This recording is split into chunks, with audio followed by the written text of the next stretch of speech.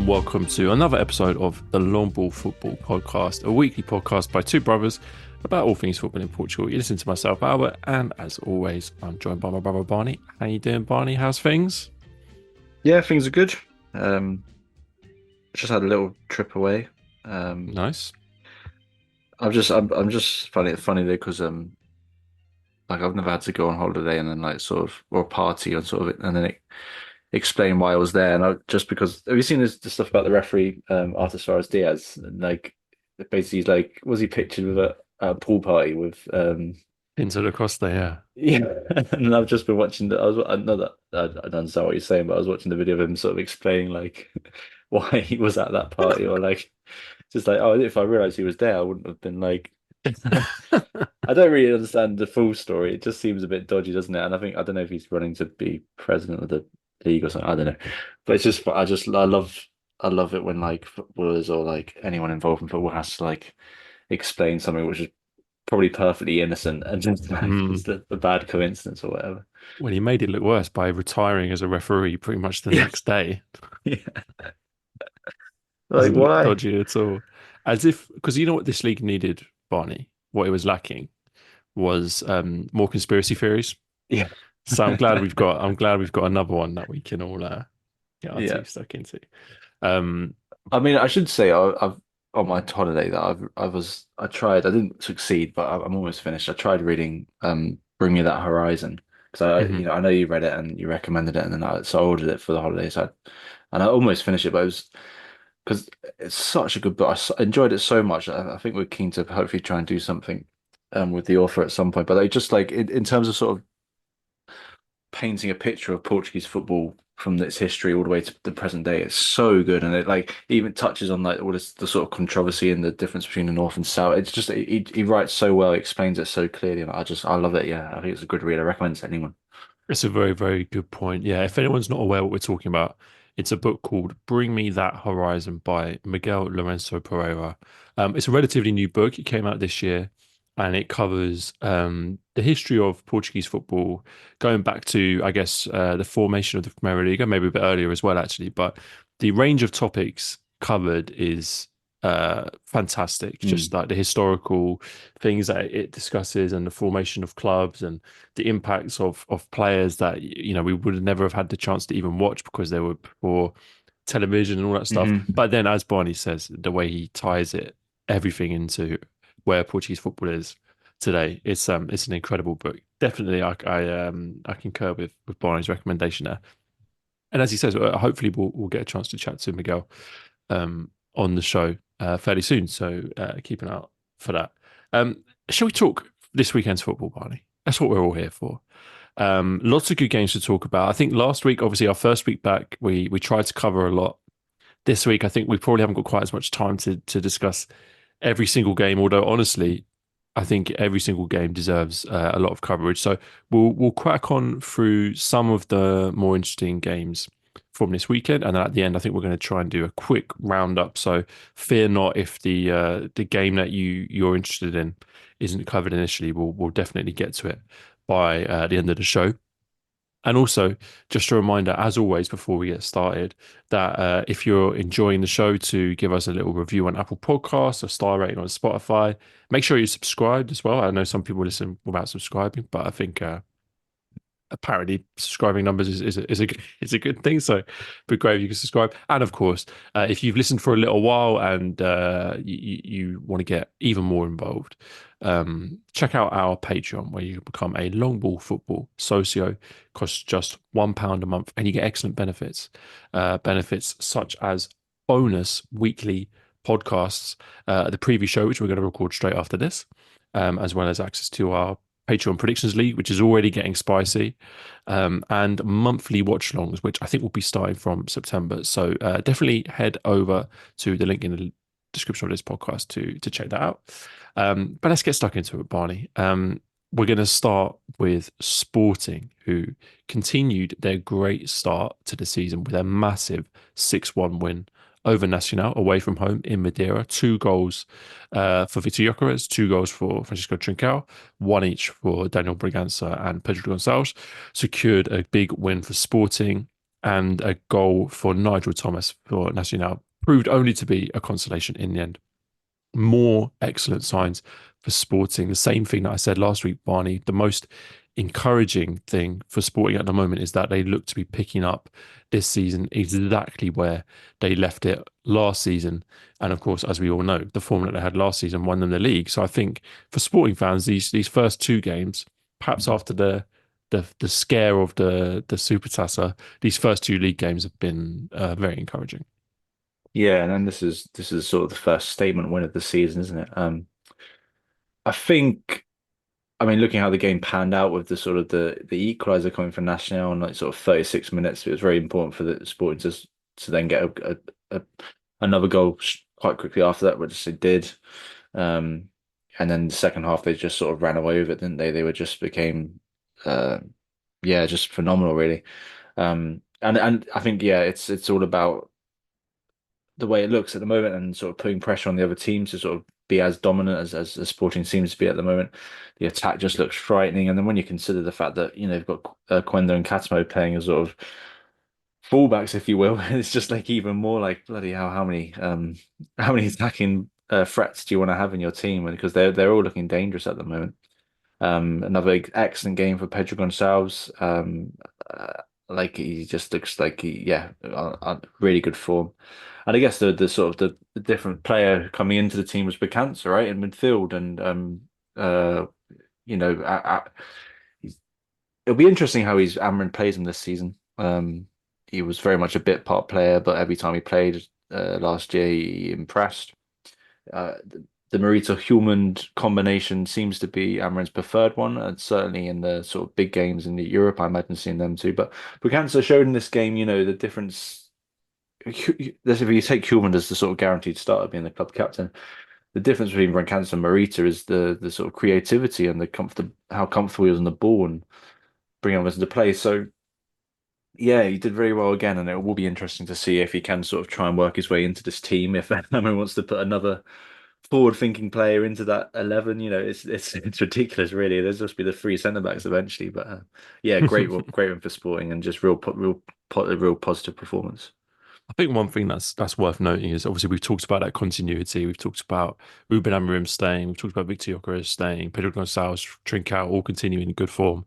But of course there have been one or two changes. Obviously, the keeper's come in, Kovacevic. I think it's fair to say he hasn't really been tested, so we can't really pass judgment on him yet. But there were some significant changes over the summer. The most important one being Sebastian Coates, and I think the form that Usman Diomande has come into this season, playing in that central defensive role with the two either side, is really impressive. Especially because you consider that last year he was playing on either side, in the left side or the right side, while Coates played in the middle, and at times he was a bit exposed there. But playing in the middle, he seems to be incredibly solid, and I think it's obviously a bit early to say whether he's an upgrade, but he's certainly filling that spot admirably. And then of course the other one, Barney, is when you look back on Sporting last season, and although they played so well and won, if you were to kind of think, all right, well, is there a position that they can improve?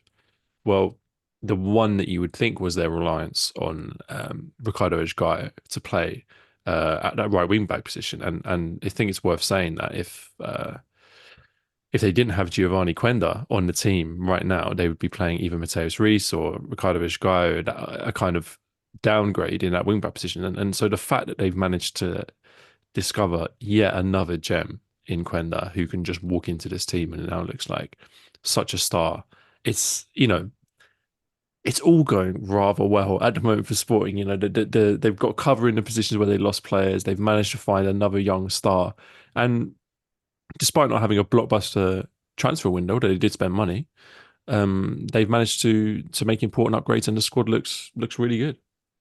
Yeah, I think I do find those positions very interesting, and with Quendo and Katamo, like it does seem to be like a sort of like you just sacrifice the defensive cover and you get a more sort of attacking player who pushes teams back, and it seems to work quite well.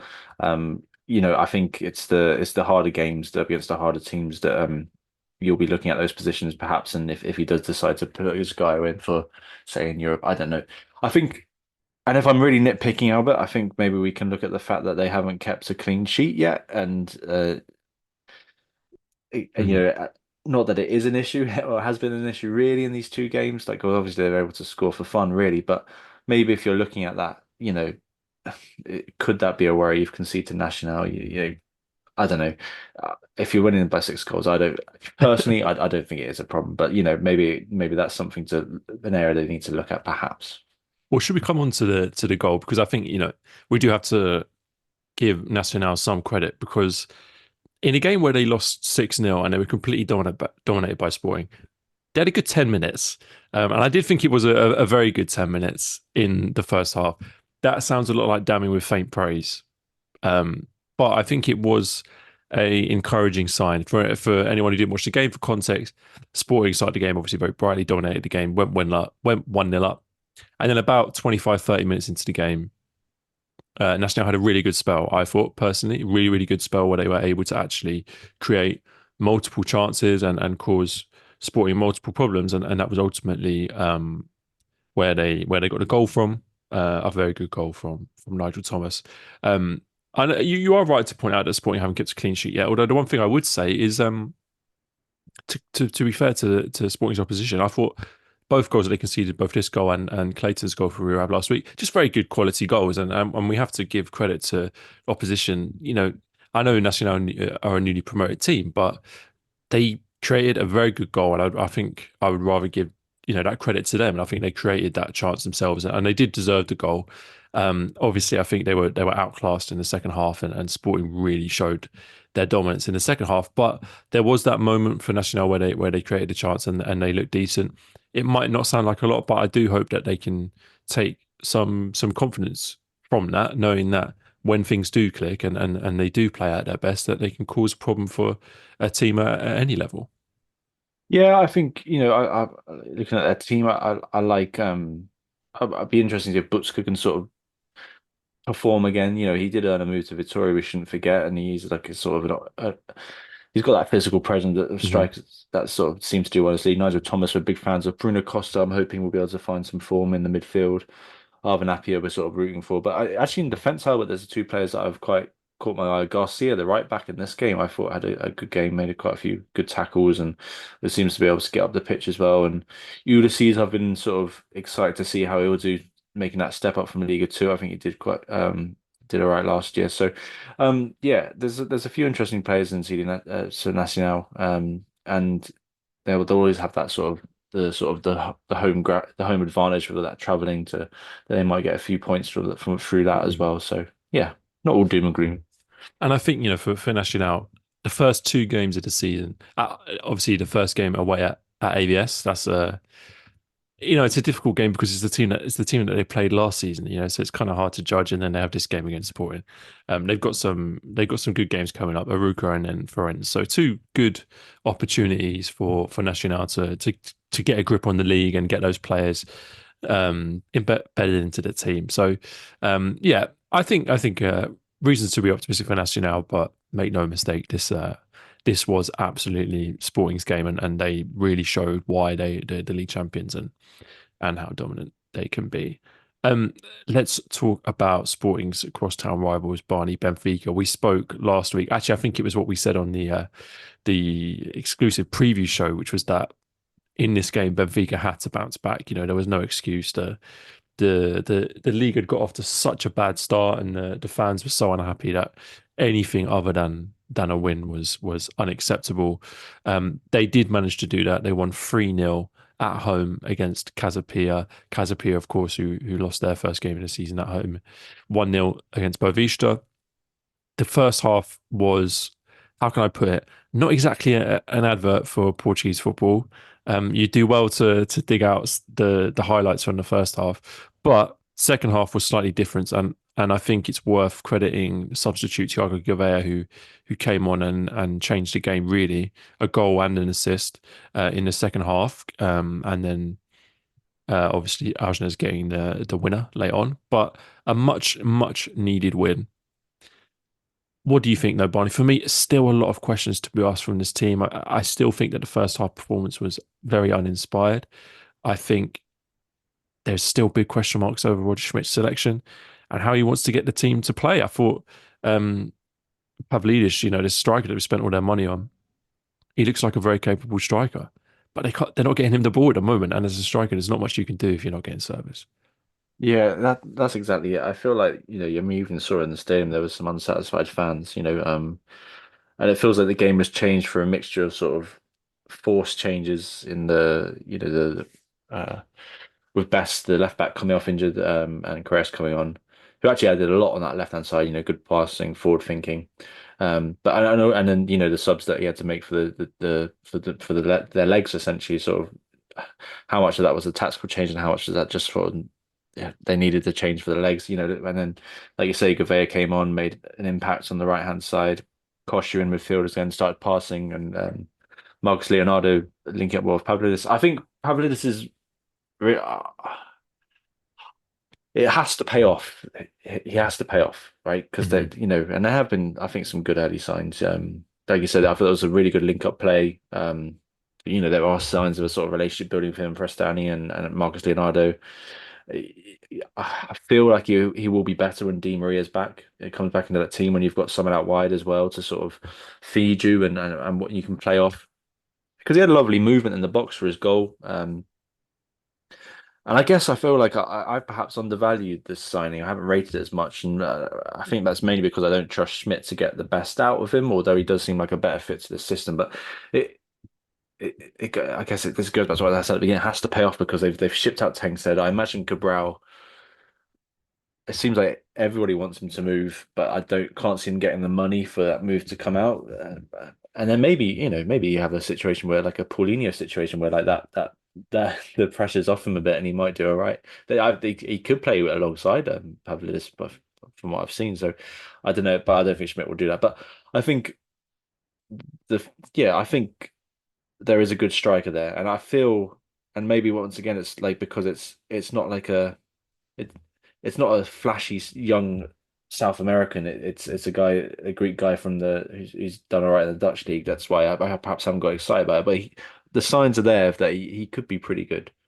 Absolutely. And look, we know he can score goals. Like his numbers speak for themselves. Like we know he's scored goals at loads of other clubs. So there's no reason why he can't score goals for Benfica in the Primeira Liga if they get him the ball, basically. I mean, we go back to Schmidt's starting 11 with, he's stuck with Ausnes on the left and João Mario on the right. I still wonder why he's doing it. I do see in Ausnes' game why Schmidt likes him in terms of that pressing from the front and winning the ball back high up the pitch. I totally get it. But you also have to counter that with the fact that Thiago Gouveia came on and completely changed the game, and that's where they got their goals from. So I do wonder what Schmidt will think when he looks back on this game, and will he give Gouveia a chance?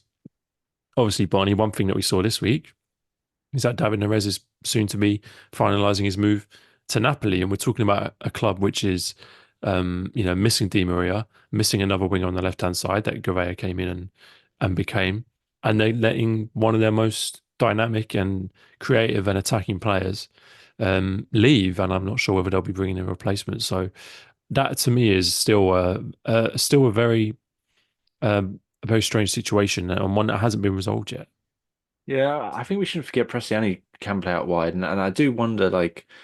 You look at the amount of midfielders he's got, and all the reports are suggesting that Sanchez has sort of come back and really hit the ground running and impressing everyone. So I imagine, I wonder if we'll see him come into the team at some point. Yeah, it's just whether Schmidt makes the change, which I'm not entirely sure he would do. I don't know. But if the players like you say, Gouveia and Koscielny start performing from their substitute appearances, then he's gonna have no excuse really. Was it João Mario who had a sort of was it like a sarcastic clap when he was coming off the field, or at least there was like some clear um bad blood between him and the fans, and that's interesting because I don't think he's particularly popular at the moment. no, how much that's down to him and how much it's down to the position he's playing in because he's always been a good player, but whether those things start bleeding into the Schmidt's decisions as well, and he's sort of almost forced to sort of drop him and play someone else there. Yeah, it's it's always never nice to see like that negativity, but like I think there's good reason from the fans. They're really craving something that that they could feasibly have with this team. It's just they're not being given it by the manager. Absolutely. Second consecutive loss at the start of the season for Casa Pia. I mean, I said last week that that loss to Boavista was pretty unacceptable. This one, of course, much more understandable. Although they had one shot on target during the game, three shots total. They only had 35% possession. They were really out of it the whole game. Really, they never really made any mark on the match. Um, is it too early to say we should be worried about Casapia from what we've seen so far? Yeah, well, they've gambled on João Ferreira, young manager, 32 years old, who started as a manager but 2 years ago when he was 30. Well, I don't Uh, think they have much choice then to gamble in terms of their budget, but that's the impression I get in terms of these managers that they go after. no, but you can go down the route of a manager who might have had a stint in the top division, or you can go down the route that was taken with a young guy who's only done the Sure, in the yeah. third tier.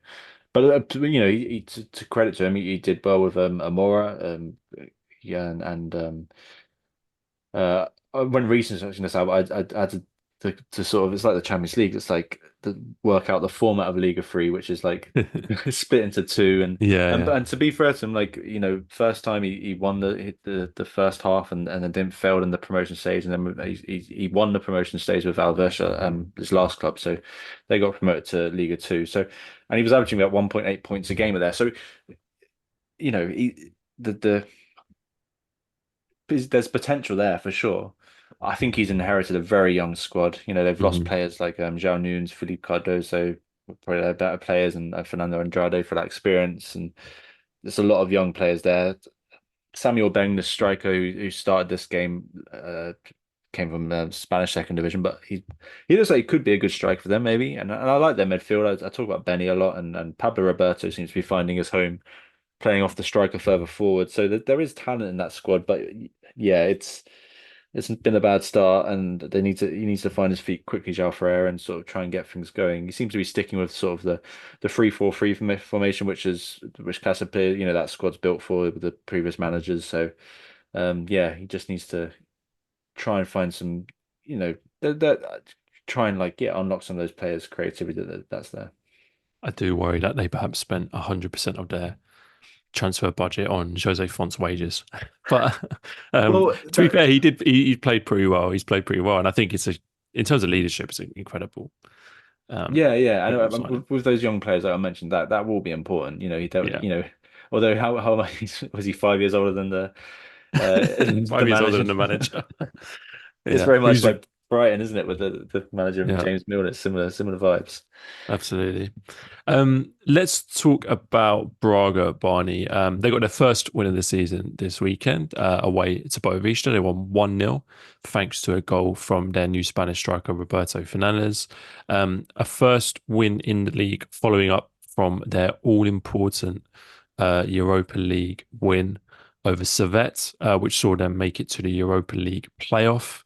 A perfect start for Carlos Carvalhal in his first week in charge.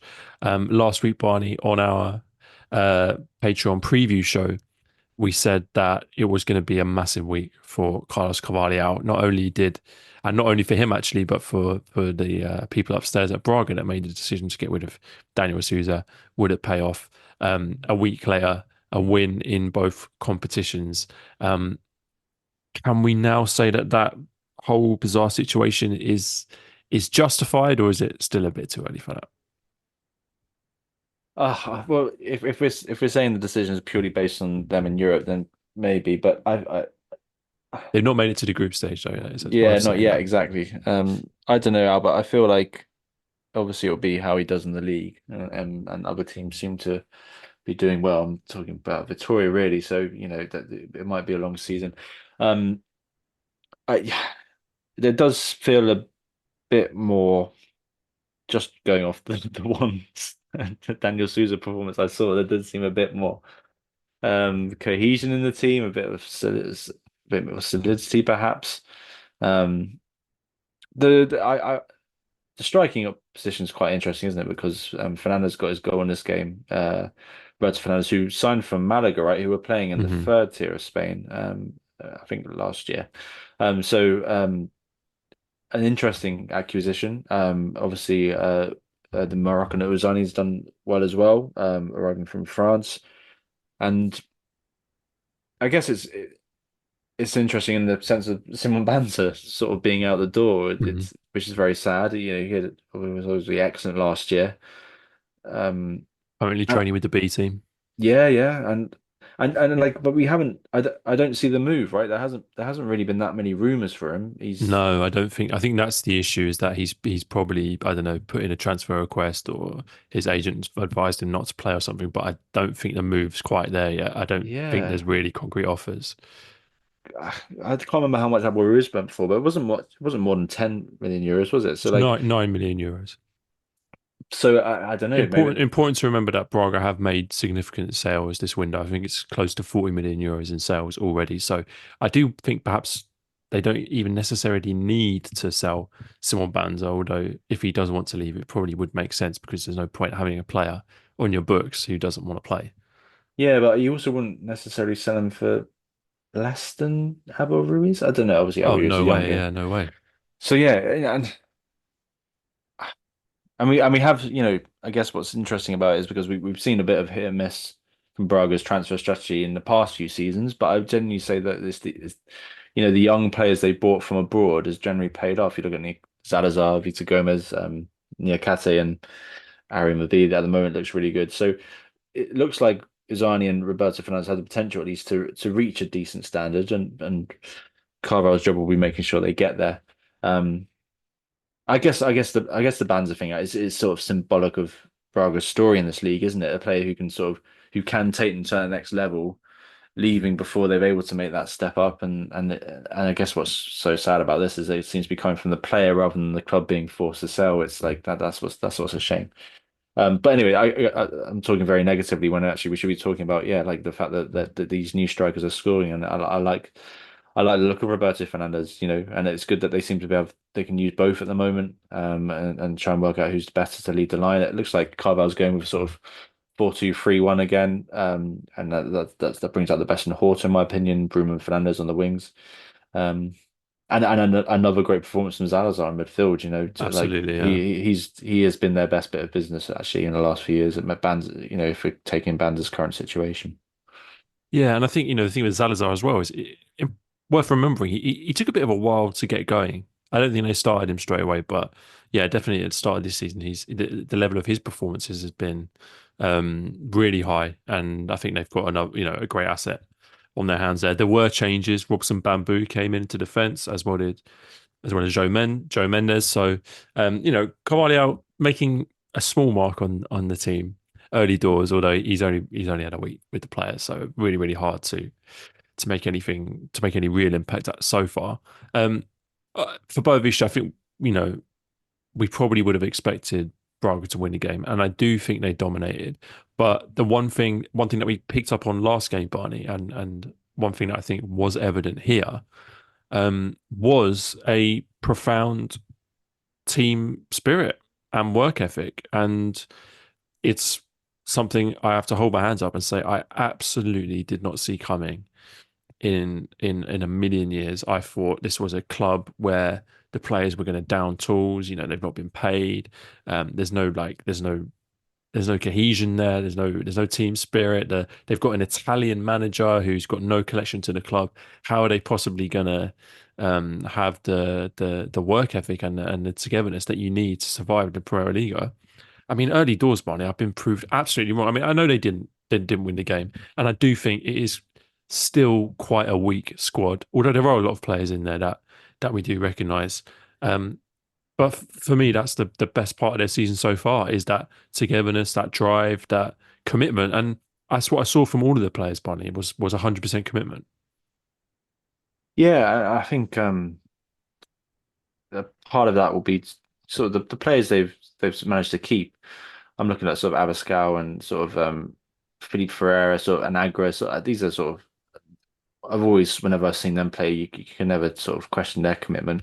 But then you've also got the sort of the youth players coming through on that right hand side. I quite enjoyed Pedro Gomes, the right back, and Joe Silva. Sort of, these are players who are literally playing for their careers. They only know this club, and they Hmm. they want this club to survive. So, yeah, that there is a that does seem to be working well for them in that sense. Obviously, still a very threadbare squad and players sort of playing out of position. Um, yeah, it's amazing that Bosnick's still there, but and then they have a striker who hopefully will start scoring goals again, although he's been through a bit of a barren run. Um, so yeah, it's not all doom and gloom for them. It's sort of the refusing to die, aren't they? But it'd be interesting to see what the for me anyway. The and sorry, I always forget to mention their goalkeeper João Gonçalves, who's a pretty good young keeper as well. Another player who's come through the youth ranks. But yeah, it was those players from the youth team, and seeing. I think that would be the story this year for Bovic if those players one of them can step up because we shouldn't forget. The reason Pedro Gomes is playing at right back, I think, he's a centre back by trade is because they had to sell. Um, oh, I've forgotten his name. Who's the right back? Pedro Maniero, sorry. Mm, He moved to Turkey. But and Thiago Morais obviously left halfway through last season for France and back at Rio Ave. The point I'm trying to make is that they have produced some good young talent in the past. So sure. we shouldn't be surprised if some of these players make a mark this season. Yeah, absolutely. Let's talk about Boavista's local rivals now, Porto. Another win for them. They also continue a perfect start to the season under their new manager, Vita Bruno. They won 2-0 away from home at Santa Clara in the Azores. It was another goal for Ivan Jaime. He's now scored more goals in 3 games than he did the whole of last season. And another goal from Wanderson Galeno from the penalty spot made it 2-0. Santa Clara did put some pressure on them, especially I thought in the first half before they went down to 10 men. But coming away from it, a fairly routine win for Porto where perhaps the game wasn't made quite hard enough for them as it should have been. No, I think obviously there's that red card as well after Porto were 2-0 up, but so it didn't make too much of an effect on the game, but it did make things slightly easier for them to see out the game. Um, no, nice little break for the first goal. I thought Nico Gonzalez. It's nice seeing him in that slightly finding areas further up the pitch. He was really good there. It was a nice layoff for Ivan Jamie, and then get the penalty for Galeno. Galeno, I just thought. I, it's I would never have expected that move to play him at left back, but it's worked for the last 2 games, and again it shows sort of Galena's quality, but it's that positive move from Vita Bruno, right? It's that we'll push your attacking forwards back, we'll make it's your job to defend rather than the worry about Galena's defensive ability. Like that move works well, and only and to be fair to Galeno, only Z Pedro made more defensive actions in this game. So he did the work and he did it well, and it just adds another dynamic support to that, which I really like. It was nice to see Vasco Souza come into midfield as well. I'm really excited to see more of him this season. Yeah. Nice to see Navarro and Namas on the pitch at the same time as well. Another move by Vitor Bruno, which I quite liked. Namas on the left and Navarro through the middle. Yeah, just like all these little things just seem to be working quite well. And yeah, I anticipated this to be a sort of harder game than it ended up being. So they Porto did well. Yeah, definitely. I'm excited to see them in more big games because we've got that taste of them in the Supertassa. But I do think the Supertassa sometimes is a bit hard to judge because it's so early in the season, and Mm. managers and players and teams are still finding out so much about themselves. Obviously, don't I'm not taking anything away from that win. They did really well to win, especially coming back from 3-0 behind. It's fantastic, but yeah, with this whole formation with Galeno at left back, I just want to see how they do when they come up against come up against a bigger team, which I think will be fascinating. What did you make of Santa Clara, Barney? Because tell me if you think I'm wrong, but I still think there were good signs there actually, and one or two of their players did still stand out for me, particularly the number 11, Gabriel Silva, who I thought was a really really interesting player, very attacking, very committed, quick, very very dynamic player. I liked a lot, and I think he did cause problems. He was playing on the left hand side. I thought he caused a lot of problems, and Alison Safira as well, who a player that we've seen in the Premier League before, perhaps didn't stand out an awful lot. But I look at him and I think there is something there. There is a physicality there. There is a tenacity perhaps. Um, and I don't know. Maybe I don't want Porto fans to get to send me angry messages on Twitter.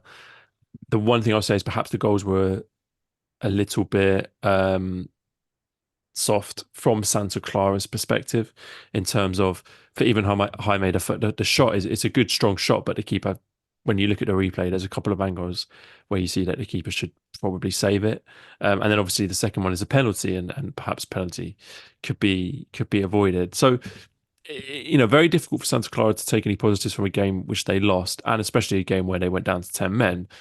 But there were signs there which I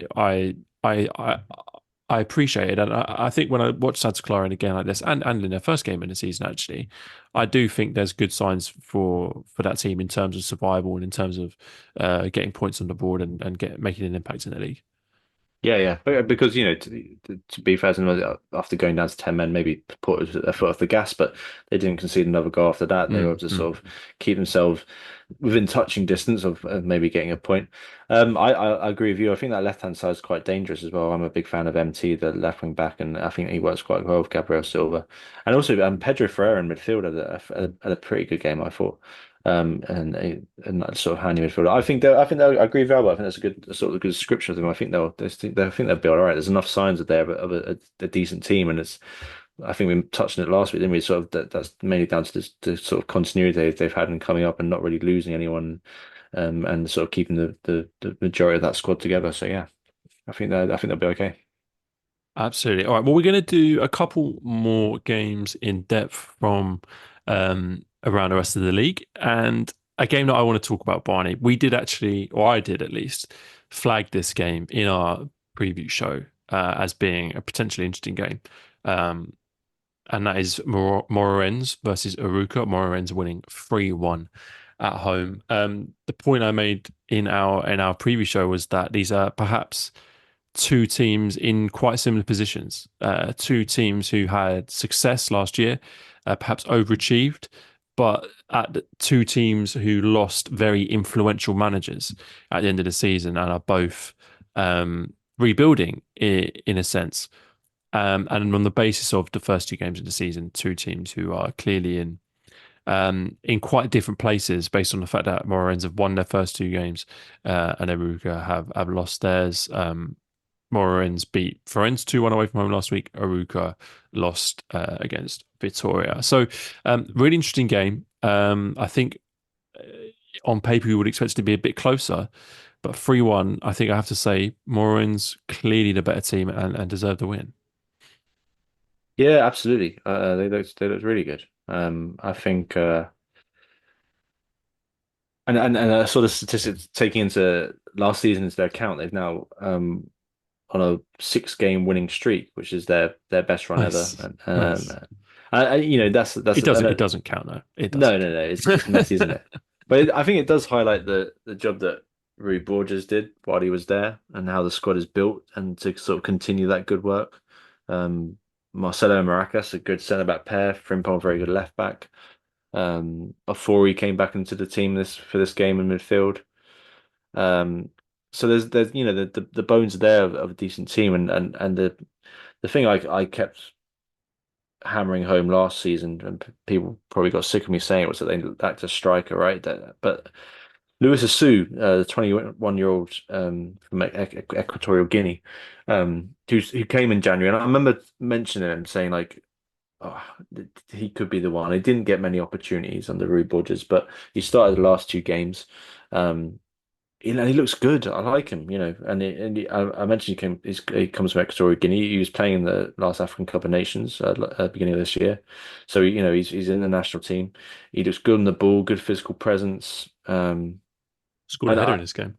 yeah, I started watching this week clips of him playing for Braga B as well, and he looked great in that in there. I think if you're looking for a small team striker to stand out and maybe get that move, I mean, he could be that guy this year. If he's getting the off run of games, which he seems to be doing, then yeah, he looks quite exciting. And then other players like Allen in the number 10 role, a player who didn't quite live up to my expectations last year, but still showed his talent. Mm. It's a decent team, and there's good players. And if they just keep ticking over like that they were doing last year, and maybe gel a bit more, they could be looking pretty good. Well, I think they're a really interesting team to look at, and the character at that club that really interests me most, Brian, is the manager, Cesar Peixoto. I mean, he's been around the league. People will remember him. Most recently, he managed Pastor Ferreira, very unfortunately an ill-fated period, which resulted in them getting relegated. He was actually sacked during the season and then reappointed, and they still got relegated. But he's a manager that I've always just had an eye on because I always thought he had something. It didn't work at Passos. Um, and I was, if I'm being honest, Barney, skeptical about whether it would work at Morins. I thought taking over from Rui Borges was going to be a really, really tough job for whoever went in there because I just thought whatever they did, they weren't going to be able to replicate the success that he had, and it wouldn't be any fault of their own. But he seems to be getting something out of this group of players, which is really interesting. They're playing in a very different way to when they played under Rui Borges. Obviously, the thing we spoke about Moreiren's last season was that they loved the 1-0. They won a lot of games 1-0. They didn't score a lot, but they didn't concede a lot. But in their first couple of games, they've scored a few. They scored 3 in this game. They look to have a striker who's as you say in very good form. They've got a few other attacking players who are in very good form. So it's obviously early doors. I don't want to speak prematurely, but Moreiren's I'm pleasantly surprised by how they're playing, and they are an interesting team, and I'll definitely be keeping an eye on them in the next few games. Of course, caveat to that, Barney, is the team they beat, Aruca, who unfortunately have not started the season how they would have hoped. So like I said, similar situation to Morens, had a lot of success last season under a very influential manager. They lost that manager. Now they have found a replacement, Gonzalo Garcia, young Spanish manager, perhaps a manager brought in to work with the growing Spanish contingent at the club. And I was kind of optimistic about that when it came in, that they've tried that approach with players a lot, bringing players in from left field that you'd never heard of before, but giving them chances to grow and they've delivered. Um, I really don't want to overdo it too soon, but they have underperformed in the first couple of games. They were second best to Moreirense. I think it says a lot when the best player on the pitch was the veteran David Samau, the captain, and he's 37, 38 years old, and he was better than pretty much every other Aruca player on the pitch. That for me is an issue. I think we're looking at a team who, for now, I'll say they're just not clicking. The new manager clearly hasn't got his ideas across just yet. The players don't look to be playing with as much confidence as they did last year, and confidence takes time to build, so that's perfectly natural. But it is a real shame, and maybe there is now a bit of a question mark over Aruca, and yeah, we've seen it time and time again with teams in the Premier League where they have some success, but they're unable to carry it on. Yeah, obviously the manager had a lot to do with their success last year. So Gonzalo Garcia has always going to have a tough job in his hands. Um, Interesting. I think the few changes to the team.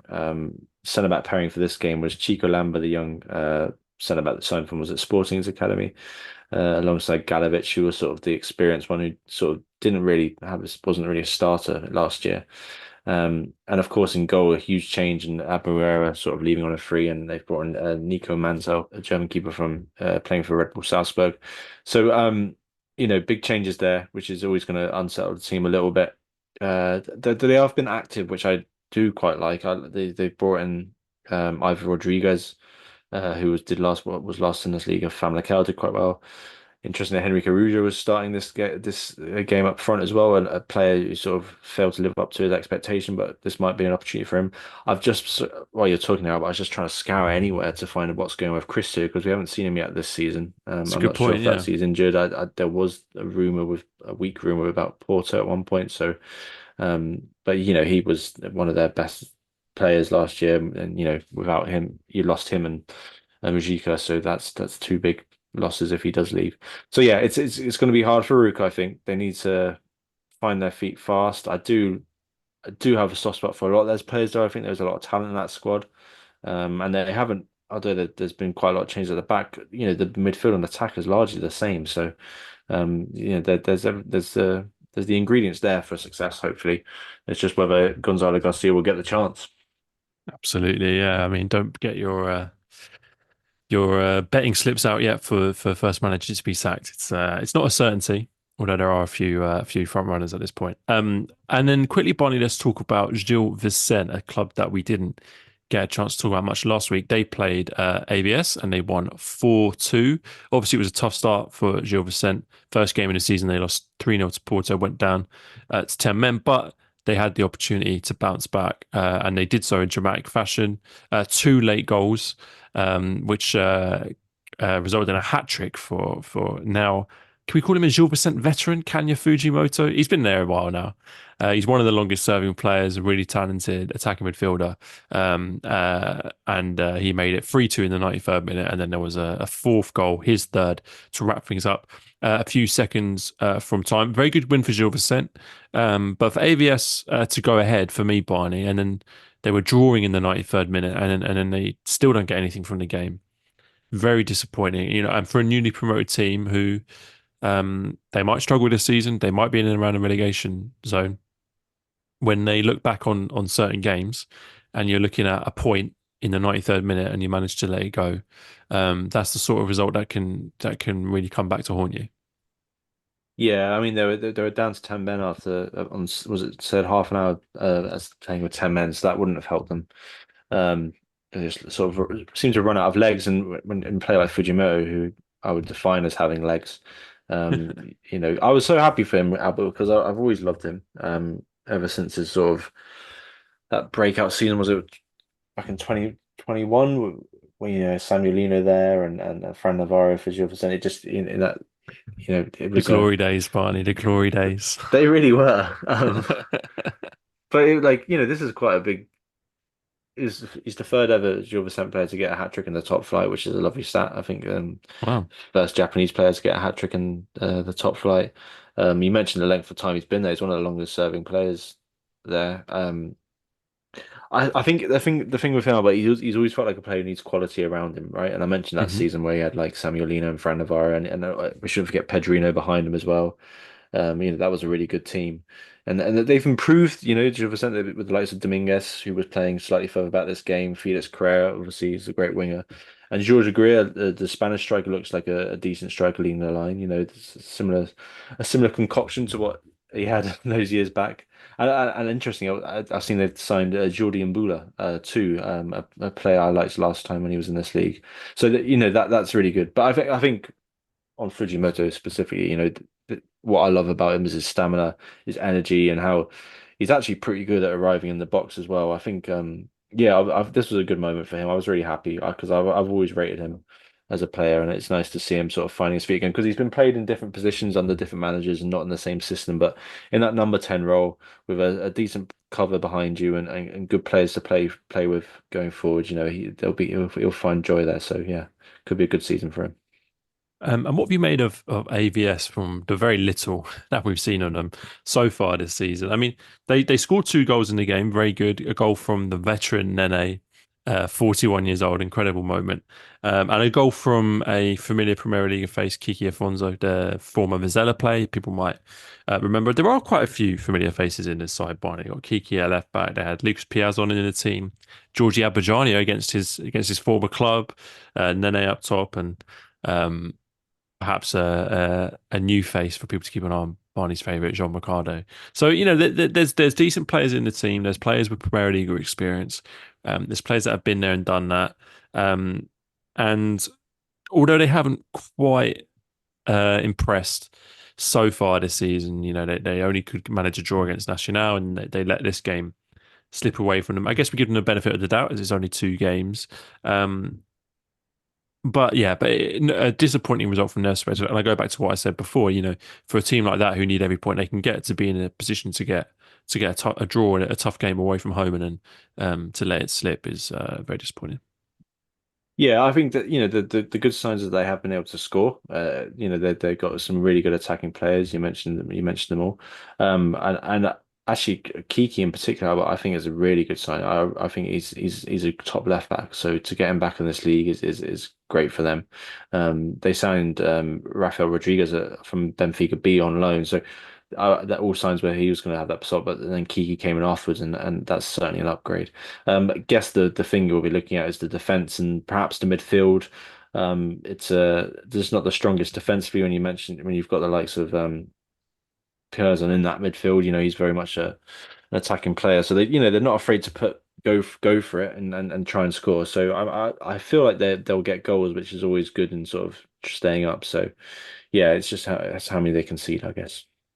Yeah, absolutely. All right, before we go, let's do a quick roundup of the rest of the fixtures. Apologies, we won't have time to go as in depth on these fixtures, but in this early stage of the season, we just want to have a little word on every team, to give them a little mention. So Saturday, Barney, the only game we haven't talked about so far, Rio Ave against Firenze. Rio Ave winning 1-0.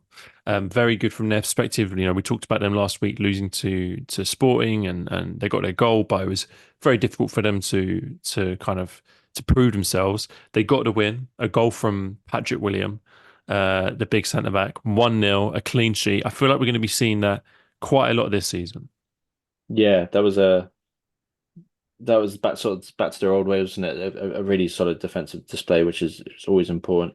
I really I'm interested in Firenze. It seems like things have changed a little bit. We mentioned sort of the Mm. changes. The big story sort of coming out at the moment is Velo might be on his way to Benfica if Samuel Suarez goes to Famalicão, but sort of a domino effect of goalkeepers there. But that would be a huge loss for them. So yeah, they need to try and get some points on the board. But yeah, good win, very good win for Real. Yeah, Firenze is a funny one because it's two losses at the beginning of the season. That was a team that I think a lot of people were optimistic about last year. And they've kept the manager, they've kept a lot of the good players, but they haven't got to the start to the season that they want so far.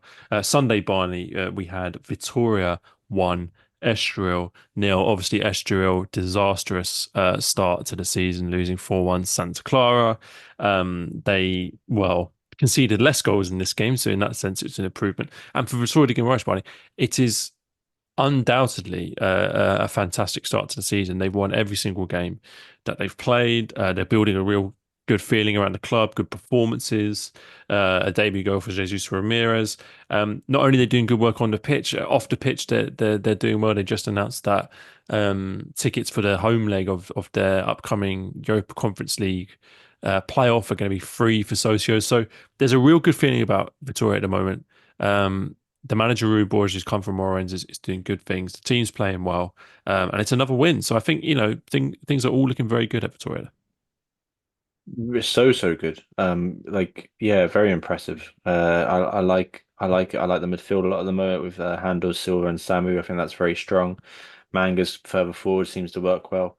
Um, I, personally, for my fantasy team, I thought Oliveira might continue to start up front, but it's nice to see it was really good to see Ramirez come in because I did tip him at the beginning of the season to maybe find success there. I think yeah, Rui Borges is doing a fantastic job, man.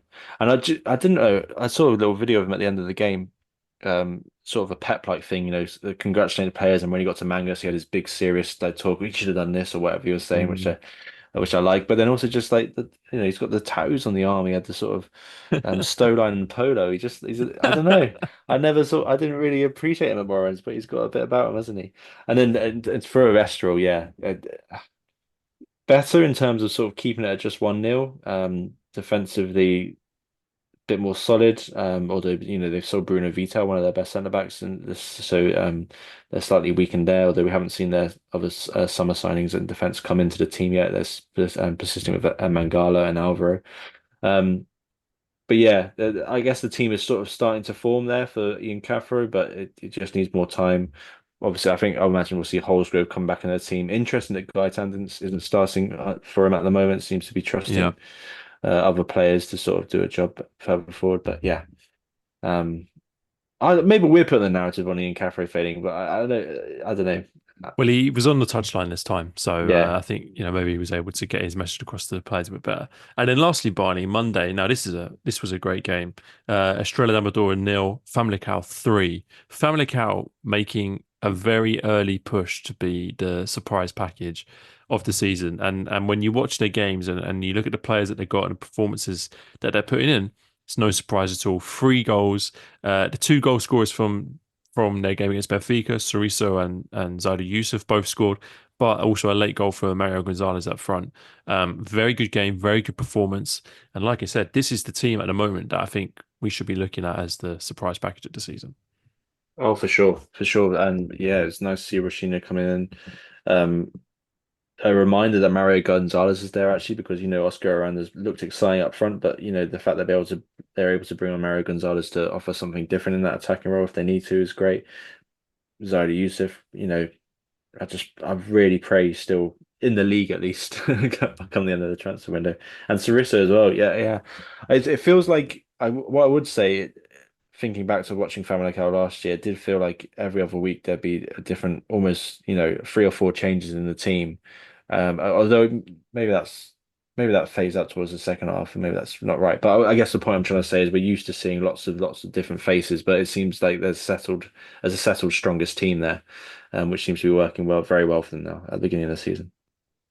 Absolutely. Well, that brings us to the end of this episode. Me and Barney are off to record our preview show for this weekend's Primeira Liga action. If you want to listen to that, just head over to our Patreon page. In the meantime, if you enjoyed the show, don't forget to leave a review on Apple Podcasts or a star rating or Spotify, and to subscribe to the podcast wherever you download your podcast. But I just need to say thank you very much for listening, and we'll see you next week. Yeah, see you next week.